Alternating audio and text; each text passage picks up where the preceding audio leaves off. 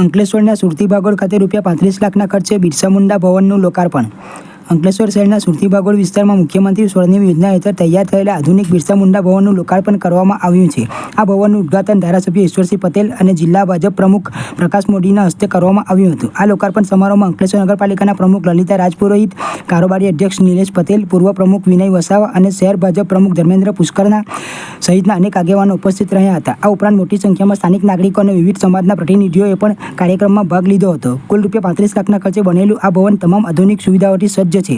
આ ભવનનો ઉપયોગ સ્થાનિક લોકો સામાજિક પ્રસંગો, સાંસ્કૃતિક કાર્યક્રમો અને સભાઓ માટે કરી શકશે। આ નવું ભવન સમાજના વિકાસ અને સામાજિક પ્રવૃત્તિઓનું એક અગત્યનું કેન્દ્ર બની રહેશે। 9 ઓગસ્ટના રોજ વિશ્વ આદિવાસી દિવસ આવી રહ્યો છે। એના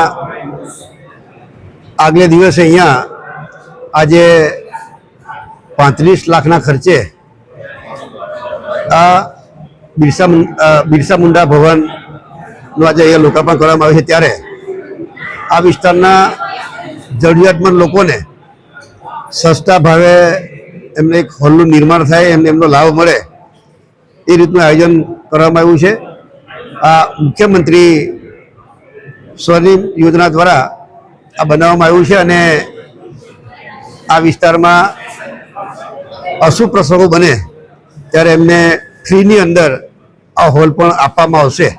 ત્યારે આવનારા દિવસોમાં આ વિસ્તારના લોકોને એક મદદરૂપ થવા માટે, એક સુવિધા માટેનું આ બિરસા મુંડા ભવન બન્યું ત્યારે હું ખૂબ ખૂબ શુભેચ્છાઓ પાઠવું છું।